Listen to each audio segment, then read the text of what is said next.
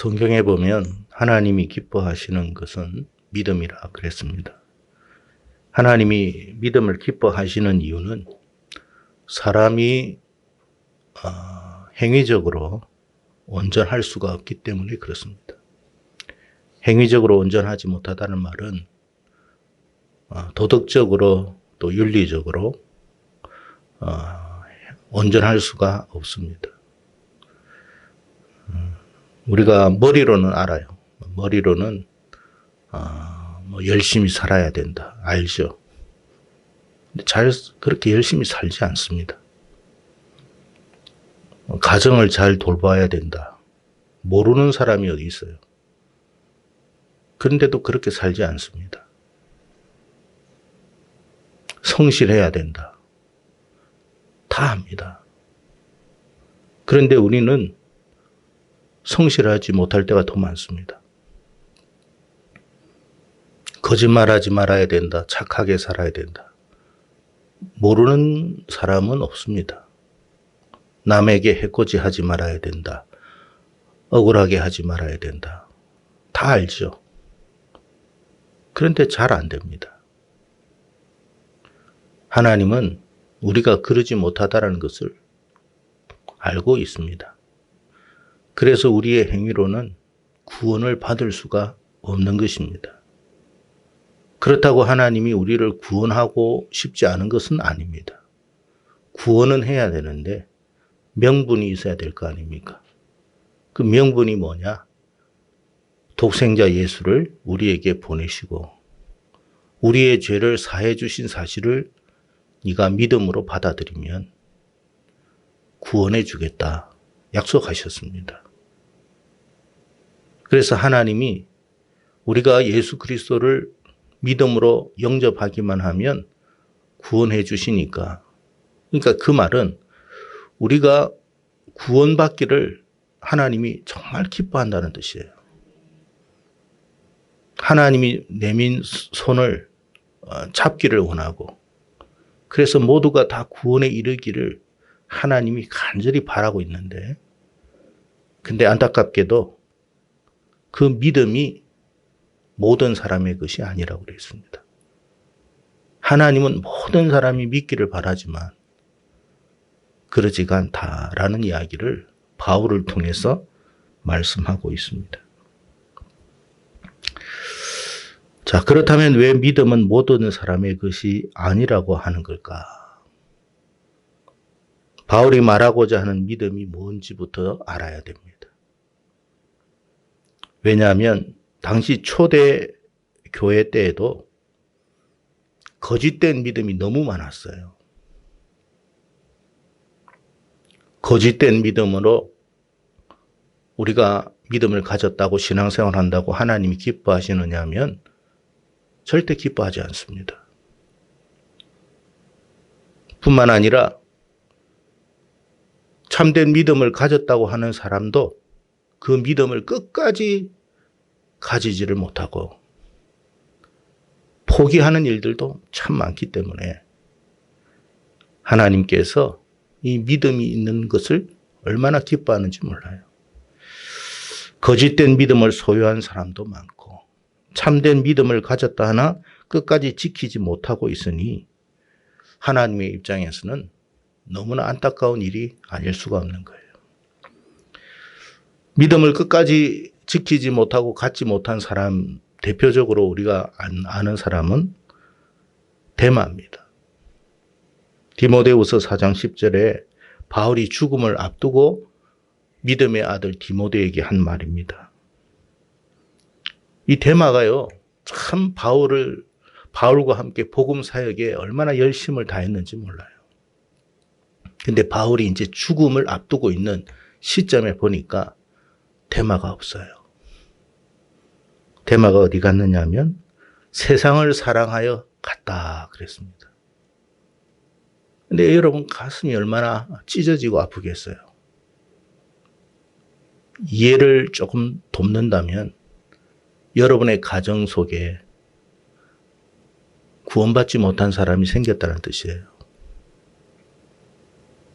함께 열심히 믿음 생활하고 예배 드리고 그렇게 살았는데 어느 날 예배드리지 않고 하나님 안 믿는다고 나가버린 거예요. 문제는 데마만 그런 게 아니라 많은 사람이 초대교회 때 그랬습니다. 아나니아와 사피라도 그랬고 가룟 유다도 그랬고 여러분 특별히 뽑힌 니골라 안수 집사도 그랬습니다. 니골라 안수 집사는 아예 사단이 되어버렸죠. 이단의 괴수가 되었습니다. 성경에 보면 신약 성경에 보면 수많은 그리스도인들이 진리를 배반하고 세상으로 가버렸다 그랬습니다. 그러니 믿음을 끝까지 지킨다는 게 여간 힘든 일이 아니에요. 그러니까 하나님이 믿음을 지키고 있는 그 사람들을 기뻐할 수밖에 없는 거죠. 오죽하면 주님께서 누가복음 18장 8절에 이런 말을 합니다. 내가 너희에게 이르노니 속히 그 원한을 풀어주리라. 그러나 인자가 올 때에 세상에서 믿음을 보겠느냐 그랬어요. 예수님이 막상 와보니까 오실 것인데 그때 믿음을 가진 사람이 많지가 않다는 거예요. 다 믿음을 배반하고 떠나버린 거예요. 이처럼 바른 믿음을 가진 사람도 찾기 어렵고 바른 믿음을 가졌다고 해서 또 끝까지 믿음을 붙들고 사는 사람도 많지가 않다. 그래서 오늘 바울도 믿음은 모든 사람의 것이 아니다 라고 말하고 있는 것입니다. 자, 그렇다면 오늘 본문 말씀이 우리에게 하고자 하는 것이 뭐냐 이 말이에요. 그것은 바로 하나님이 기뻐하시는 이 믿음을 끝까지 붙들고 살아가는 저와 여러분이 되어라는 이야기예요. 믿음이 모든 사람의 것이 아니라면 나는 그 믿음을 가져야 돼요. 비록 다른 사람이 그 믿음을 가지지 않는다 할지라도 나는 그 믿음을 가지고 있어야 돼요. 그래서 정말 하나님께서 기뻐하시는 사람이 되어야 할 것입니다. 우리가 하나님 기뻐하는 이 믿음을 끝까지 갖지 못하는 이유가 몇 가지가 있어요. 첫째는 세상에서부터 오는 시련과 역경 때문에 그렇습니다. 성경은 우리에게 영적인 부분을 정확하게 언급을 하셨습니다. 그것은 우리가 살아가는 세상은 육신의 눈으로 보는 이것이 다가 아니라는 거예요. 영적인 부분이 있다라고 이야기합니다. 영적인 부분이 뭐냐면 여러분 우리 눈에 보이지 않지만 악한 영이 존재한다는 거예요. 소위 말하는 귀신들을 말하는 거예요. 그 귀신들은 사람의 몸에 들어가기도 하고 사람의 생각을 주입하기도 하고 세상 불신자들도 귀신이 있다고 그러잖아요. 봤다고 이야기하잖아요. 왜 사람들에게 세상 하나님을 모르는 사람들에게도 하나님이 그걸 보여주시겠어요? 영적인 것이 있다는 걸 이야기하기 위해서 그런 거예요. 왜 여러분 무당이 구슬합니까? 그런데 여러분 구슬하는데 희한하게 또 낫기도 해요. 그게 무슨 뜻이에요? 병원에서 못 고치는데 무당이 고쳐요? 영적인 게 있다라는 이야기예요. 실존한다는 말이에요. 눈에 보이는 게 다가 아니에요. 바울이 에베소서 6장 12절에 보면 이런 말을 하십니다. 우리의 씨름은 혈과 육을 상대하는 것이 아니요 통치자들과 권세들과 이 어둠의 세상 주관자들과 하늘에 있는 악한 영들을 상대함이라. 그래서 최종적으로는 하늘에 있는 악한 영이라고 그랬어요. 근데 그 하늘에 있는 악한 영이 놀랍게도 이 세상에 있는 통치자들과 권세들과 세상 주관자들을 주관합니다. 그러니 여러분 우리가 믿음 생활하기가 쉬울까요? 어려울까요? 어렵죠. 믿음 생활 제대로 해보세요. 온갖 어려움과 핍박이 안 오는지. 정치, 경제, 사회, 문화, 교육, 언론 모든 영역에서 악한 영들의 역사가 일어나고 있습니다. 바르게 믿음 생활하니까 쉽지가 않은 거예요. 어려워요. 뿐만 아니라 온갖 시련과 역경을 다 겪습니다. 그러니 그 믿음 지키기가 얼마나 어렵겠습니까? 소위 말해서 주일 성수하기도 쉽지가 않아요. 왜? 먹고 살려고 하니까 주일 성수하면 먹고 살 수가 없어. 우리가 생각하기에는 그렇단 말이에요. 그러니 포기하는 거예요. 한 주 포기하고, 2주 포기하고, 한 달 포기하고, 1년 포기하다 보면 이제 불신자하고 다르지 않는 사람이 되어버리는 거예요. 믿음 다 가지고 떠나버렸어요. 오늘 본문에 보면 바울이 복음을 증거하기 위해서 얼마나 애쓰고 노력했는지 모릅니다. 문제는 바울과 그의 동력자들이 복음을 전할 때마다 생명의 위협까지 받았습니다. 고린도후서 11장 26절에는 이렇게까지 이야기합니다. 여러 번 여행하면서, 여기에서 여행이라는 것은 세상 사람들이 말하는 그런 여행이 아니라 선교 여행을 말하는 거예요. 여행을 하면서 강의 위험과 강도의 위험과 동족의 위험과 이방인의 위험과 시내의 위험과 광야의 위험과 바다의 위험과 거짓 형제 중의 위험을 당하고 별의별 위험 다 당하고 있습니다. 그래서 바울이 데살로니가 교회 성도들을 향해서 뭐라고 이야기하냐면 우리를 위해서 좀 기도 좀 해달라고 말하는 거예요. 여러분, 목회자들을 위해서 기도 많이 하세요. 보이지 않는 영적인 어려움이 한두 가지가 아니에요. 때로는 포기하고 싶어요. 솔직히 말하면. 안 하고 싶어요.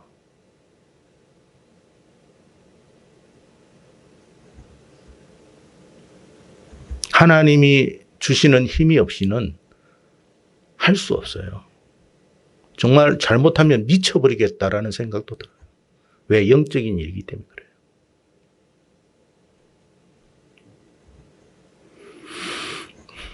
목회자가 아무것도 안 하는 것처럼 보이지만 그렇지 않습니다. 굉장한 갈등이 일어나요. 하나님 이걸 계속 해야 됩니까? 끊임없이 물어요. 먹고 살기 위해서 하는 게 아니라 정말 이걸 위해서 제가 해야 됩니까? 하루에도 수천 번 그런 이야기들이 마음속에서 일어납니다.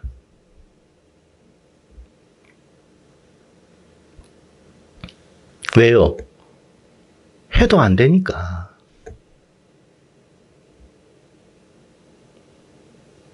해봤자 소용없으니까. 마치 조롱하는 듯한 그런 눈빛들이 얼마나 많은지 몰라요. 네가 해봤자 얼마나 해? 네가 이룬 성과가 뭐야? 그래, 네가 말씀을 전했더니 사람들이 어디 그 말씀 잘 듣지? 안 듣는 걸 알거든요. 네가 아무리 그래봤자 그 사람들 안 돌아와. 뭐 하나 싶은 생각이 들어요.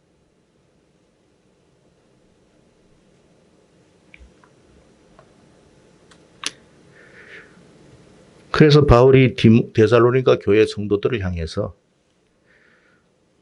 좀 나를 위해서 좀 기도 좀 해달라고. 바울은 자기가 자기를 하나님 앞에 내어놓고 기도 안 했겠습니까? 근데 기도를 부탁합니다.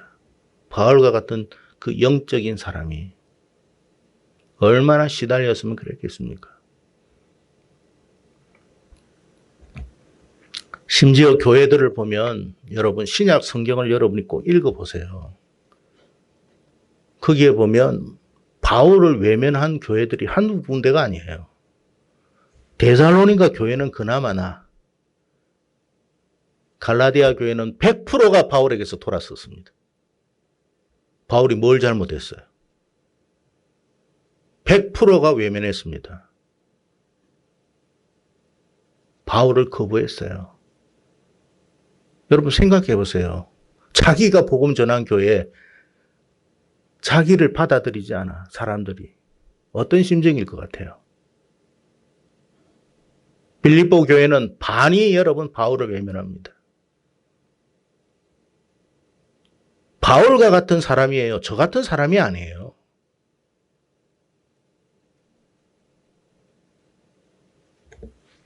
고린도 교회는 어떻습니까? 바울파니, 게바파니, 아볼로파니. 바울을 돈을 밝히는 사람이라고 했습니다. 바울이 세운 고린도 교회가. 맨날 선교 여행한다고 하면서 뭐 돈을 붙여달라고 그러고 그런 이야기를 편지에 보냈거든요. 얼마나 여러분 힘들었겠어요. 바울이 여러분 자기 인마에 폭행됐겠습니까?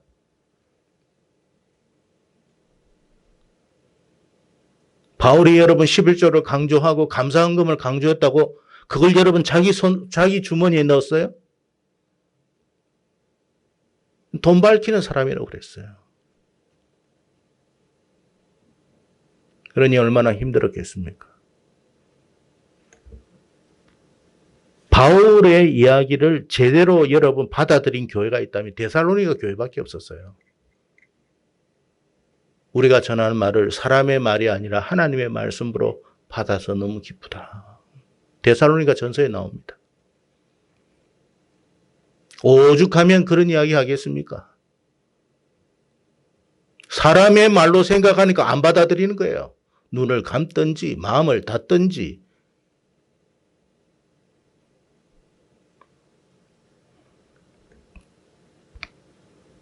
세상에서만 외면당한 게 아니에요. 교회에서도 외면당한 거예요.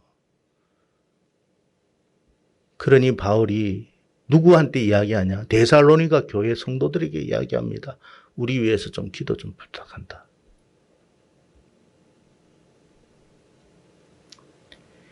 사도 요한도 말합니다. 사도 요한 3서에 이렇게 말합니다. 1장 9절에 어떤 되기를 좋아하는 디오드레베가 우리를 맞아들이지 아니하니. 여러분 사도 요한이 이 편지 쓸 때는 여러분 거의 마지막 때입니다. 마지막 때. 다른 사도들 다 죽고 사도 요한만 남았어요. 근데 거기에 디오드레베라는 사람이 우리를 맞아들이지 않더라.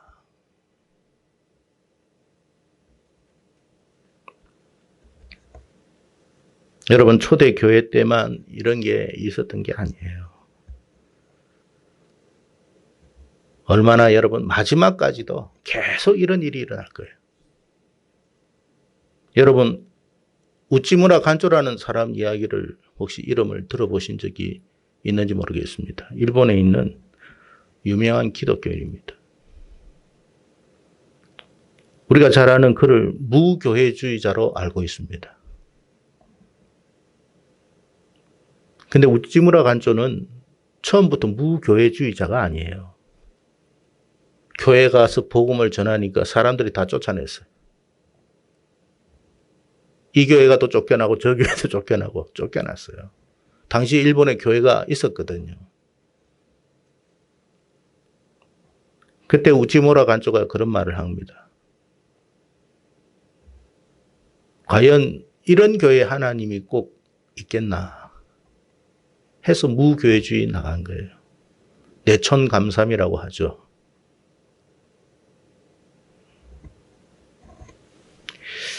신약 성경에 보면 당시의 서기관과 바리새인들과 사두개인이 예수님을 성전에서 쫓아내시고 죽이려고 했습니다. 믿음이 모든 사람의 것이라고 생각하지 마십시오. 세상은 믿음을 받아들이지도 않지만 놀랍게도 교회 안에서도 그 믿음을 받아들일 마음이 없어요. 오늘날 교회를 보면 예수 외에도 구원이 있다고 주장하는 사람들이 얼마나 많은지 몰라요. 이제는 옛날에는 아주 은밀하게 했다면 지금은 그냥 아예 당당하게 말합니다. 그 교회가 이제 수용을 하기 시작해요. 앞으로 보세요. 대다수의 교회가 이걸 수용할 거예요. 그러면 예수만이 구원주라고 하는 사람은 어떻게 될까요?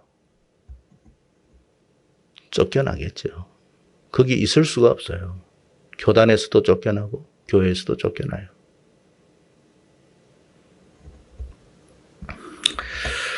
요한계시록 12장 17절에 이런 말을 합니다. 마지막 때 상황을 설명하면서 용이 여자에게 분노하여 들어가서 그 여자의 남은 자손 곧 하나님의 계명을 지키며 예수의 증거를 가진 자들과 더불어 싸우려고 그랬습니다.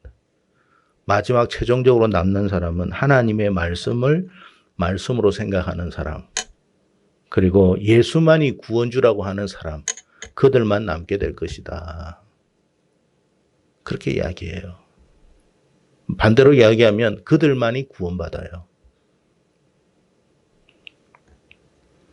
최후까지 하나님의 말씀을 붙들고 예수의 증거를 가진 사람이 영생에 들어갑니다.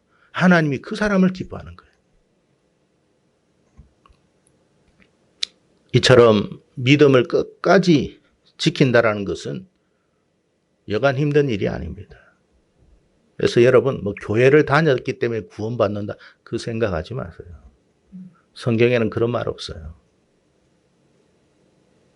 교회만 나오면 구원받는 누가 그런 말을 해요? 성경에 그런 말이 어디 있어요? 그럼 천주교도 다 구원받겠습니다. 교회만 다니면 구원받으니까.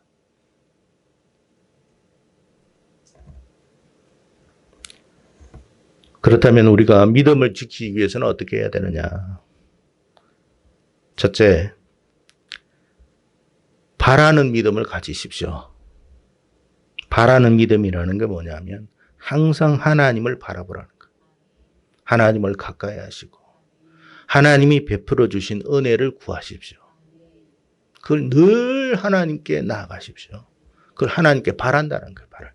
하나님, 여러분 하나님이 살아계심 실존을 믿기 때문에 하나님께 나아가는 것이고 하나님께서 전능하기 때문에 하나님께 기도하는 것이고 하나님이 긍휼이 많으시고 은혜가 많으심을 알기 때문에 하나님께 나아가는 거예요. 하나님이 나에게 아무것도 해줄 것이 없다. 하나님 내 지금 몸이 여러 가지 아픕니다. 하나님 치료해 주세요. 여러분 하나님이 고치지도 못할 뿐인데 뭐 하려고 하나님께 기도합니까? 믿기 때문에 기도하는 거예요. 하나님 성경에 분명히 보니까 병자들도 낫고 귀신들도 쫓겨나고 분명히 그랬습니다. 하나님은 저에게도 은혜를 베풀어 주십시오. 그렇게 하는 거예요. 하나님 경제적인 어려움이 있습니다. 너무 목이 마릅니다. 배고픕니다. 하나님 이 문제 해결해 주세요. 하나님이 해결해 줄 것을 믿기 때문에 하나님께 나가는 거지 해결하지 못할 그분에게 우리가 왜 나갑니까? 그러니까 믿는 믿음이 있는 거예요. 바라는 거예요. 그래서 기도는 누가 한다고요? 믿음이 있는 사람이 하는 거예요. 교회는 누가 오는 사람? 오는 거예요. 믿음이 있기 때문에 교회 오는 거예요. 정말 내가 바라는 것이 되고 믿는 대로 되고 하나님의 역사가 내 안에 일어난다면 아마 문지방이 닳도록 교회를 출입할 것입니다. 왜 교회를 나오라고 해도 안 나옵니까? 기대하는 바가 없기 때문에 그런 거예요. 병원에 가서 제가 어떤 경우에는 의사 선생님들한테 혼나기도 해요. 그런데도 병원에 가요. 왜요? 치료해 주니까. 교회에서는 조금만 이상한 소리만 들어도 기분 나쁘다고 생각하고 나오니 안 나오니 합니다. 뭘 안 한다는 거예요? 하나님의 회복하심을, 치료하심을, 은혜 베푸심을 기대 안 하는 거예요.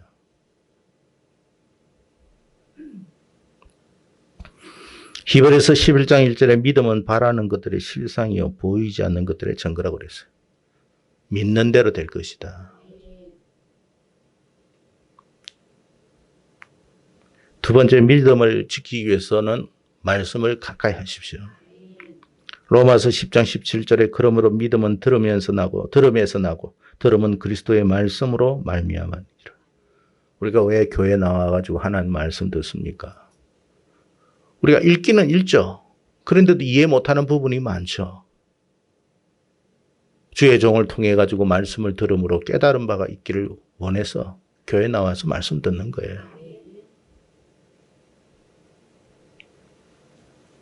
그래서 믿음이 생기는 거예요. 없던 믿음이 조금씩 생기기 시작해요. 말씀을 안 듣는데 어디서 믿음이 생기겠습니까? 슈퍼마켓에서 믿음을 줍니까? 영화관에서 믿음을 주나요? 직장을 많이 다니는데 그럼 직장에서 믿음을 줍니까? 거기에서 믿음을 준다면 굳이 교회에 안 나와도 돼요.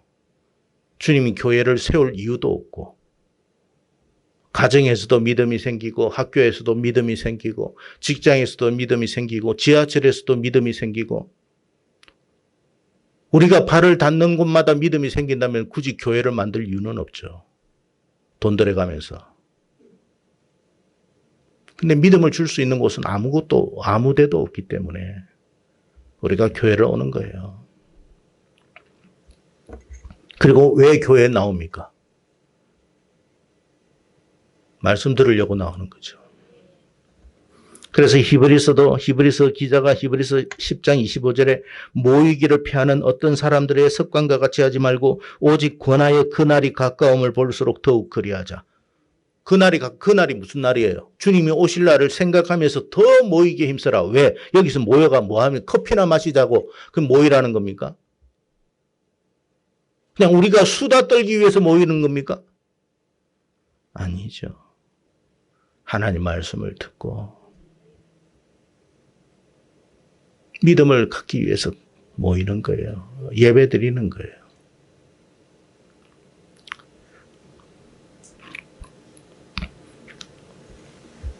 그리고 실천하는 믿음을 갖도록 기도하십시오. 실천하는 믿음이 뭐냐? 반대로 말하면 죽은 믿음을 아닌 산 믿음 가지라는 거예요. 여러분, 형식적인 신앙생활로 만족하지 마십시오. 우리가 신앙생활을 형식적으로 하기 위해서 교회를 다니는 것은 정말 시간 낭비예요. 진짜 믿음을 갖기 위해서 교회를 다녀야지 형식적인 신앙생활은 믿음이 아니에요. 야고보서가 말합니다. 야고보서 2장 26절에 영혼이 없는 몸이 죽은 것 같이 행함이 없는 믿음은 죽은 것이니라. 사람의 육체에 영혼이 없으면 육체는 있지만 영혼이 없기 때문에 그건 살았다고 말할 수 없어요. 살아있는 믿음은 관념적인 믿음이 아니에요. 움직이는 믿음이에요. 행하는 믿음이에요. 활동하는 믿음이에요. 내가 하나님 앞에 기도해야 되겠다라는 믿음이 있다면 기도하는 것이 그게 믿음이에요. 내가 하나님 앞에 예배 드려야 되겠다라는 믿음이 생겼으면 하나님 앞에 예배 드리는 게 믿음이에요.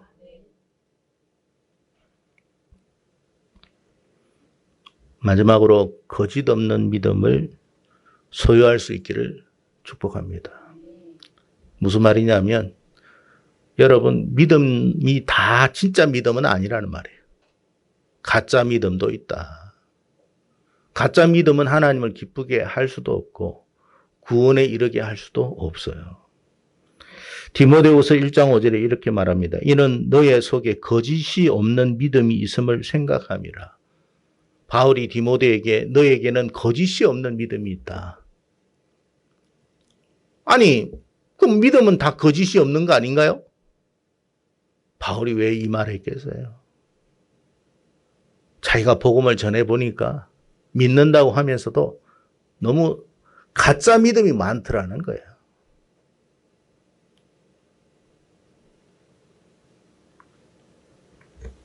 여러분, 가짜 믿음은 구원에 이를 수가 없어요.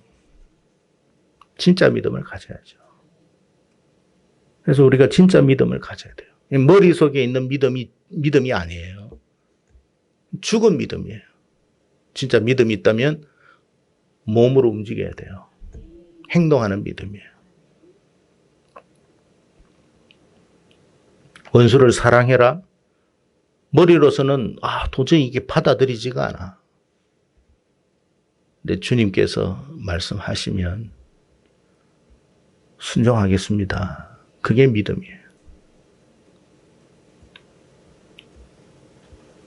야, 이렇게 해봐, 저렇게 해봐. 하나님이 말씀하실 때 도저히 내 머리로서는 이해가 안 돼. 내 상황으로서는 이해가 안 돼. 그래도 여러분, 말씀이기 때문에 순종하는 거예요. 베드로가 왜 위대한 사도 중에 제1번 사도가 되었겠습니까? 예, 순종했기 때문에 그런 거예요. 야, 깊은 데로 가서 그물 한번 내려봐. 말도 안 되는 소리 하고 있네. 야, 지금까지 내가 밤새도록 그물을 내렸다니까. 밤새도록 수고했어. 그리고 이 아침, 이 새벽에는 깊은 데 가서 그물을 내리는 게 아니야. 그럼 베드로는 잘 알고 있어요. 근데 베드로가 뭐라고 했냐면, 이해는 안 되지만 말씀에 의지해서 그물을 내리겠습니다. 그랬어요. 하나님의 말씀이 다 이해되나요? 아유, 그러면 좋겠지만 하나님의 말씀이 다 이해는 안 돼요. 그렇지만 순종하는 거예요. 순종할 때 역사가 나타나는 거예요. 우리는 어떻게 순종함으로 하나님을 이해하게 되는 거예요. 이해해서 순종하는 게 아니라 순종함으로 이해하는 거예요. 하나님의 말씀 속에는 우리가 이해할 수 없는 많은 것들이 있습니다. 왜? 다 설명 못해요. 우리는 타락한 죄인이고 또 완전하지도 못해요. 그걸 어떻게 다 설명해요? 그냥 네가 나를 믿으면 한번 순종해봐. 우리가 하나님 믿는다면 순종부터 해야죠. 순종하고 그 결과를 보는 거예요. 정말 하나님 말씀대로 순종했더니 과연 이런 역사가 일어나구나. 그게 진짜 믿음이에요. 그럼 그런 믿음을 경험한 사람은 어떻게 되겠어요? 계속 그 믿음을 가지는 거예요. 계속 그 믿음을 유지하는 거예요. 언제까지? 주님이 오실 때까지. 주님이 다시 오실 때까지 그 믿음 가지고 있어요. 그 믿음에 대한 훈련을 쌓아야 돼. 그래야만 여러분 세상 마지막에 정말 예수 외에도 구원이 있다라고 하는 그 엉터리 여러분 가짜 복음들이 만연할 때 아닙니다. 예수만이 구원주이십니다. 예수 외에 구원주가 없습니다. 라고 당당하게 말할 수 있는 거지. 그렇지 않은데 무슨 여러분 그렇게 당당하게 말하겠어요? 우리가 잘 알다시피 일제 때 신사참배할 때 여러분 교회 보고도 다 신사참배하라고 그랬어요. 예배 드리기 전에 동방요배하라고 그랬어요. 예배 드리지 말라고 한 게 아니에요. 예배 드리기 전에 동방요배하라고 그랬어요. 천왕 있는 곳을 향해서 절하고 여러분 예배 드리라고 그랬어요. 진짜 믿음이에요? 가짜 믿음이에요? 그 예배는 하나님 안 받아요.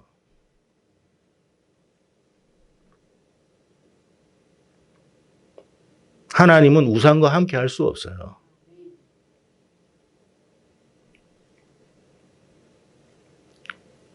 많은 한국 교회가 어떻게 했어요? 신사참배했습니다. 그런 일이 세상 마지막에도 일어날 거예요. 그걸 어떻게 이겨요? 진짜 믿음을 가진 자만이 이기는 거예요. 그래서 믿음을 가져야 되는 거예요. 그렇지 않으면 다 신사참배합니다. 지금 일본 욕하는 사람들요. 똑같은 상황에 한번 접해 보십시오. 그들이 과연 일본 욕할 수 있는지.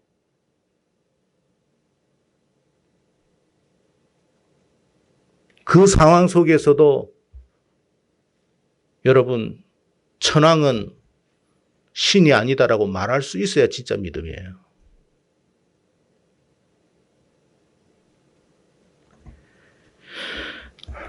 믿음은 모든 사람의 것이 아니에요. 모든 사람의 것이기를 원하지만 안타깝게도 모든 사람의 것이 아니라고 그랬어요. 그러면 나는 그 믿음의 소유자가 돼야 돼요. 그래서 오늘 말씀을 통해서 우리가 한 가지 깨달아야 할 것은 하나님, 나는 끝까지 주님을 믿는 믿음의 사람이 되게 해주십시오. 내 생명을 잃는다 할지라도. 그래서 마지막에는 자기 생명과 복음 중에 선택을 해야 돼요. 여러분, 여러분이 결단해야 할 게 뭐냐면 돈 정도가 아니에요. 시간 정도가 아니에요. 여러분의 생명과 복음을 선택해야 될 때가 있어요. 그때 뭘 선택하겠어요? 진짜 영생을 믿는다면 복음을 선택할 거예요. 그런 믿음을 준비했느냐를 먼저 생각하시고 그 믿음을 소유할 수 있도록 기도하십시오. 엉터리 신앙생활 한다고 구원받는 게 아니에요. 그냥 교회만 다닐 뿐이에요. 주님이 인자가 올 때에 믿음을 보겠느냐 한 말은 농담으로 한 말 아니에요. 그래서 늘 이 말씀을 붙들고 하나님 앞에 나아가서 하나님, 이 부족한 종이 진짜 믿음을 갖고 있는지 하나님 저에게 좀 은혜를 베풀어 주시고 진짜 믿음을 가질 수 있도록 도와주십시오. 끊임없이 기도해야 돼요. 끊임없이. 그래야 살아요. 그런 저와 여러분, 우리 정결한 교회 되기를 주의 이름으로 축복합니다. 기도하겠습니다.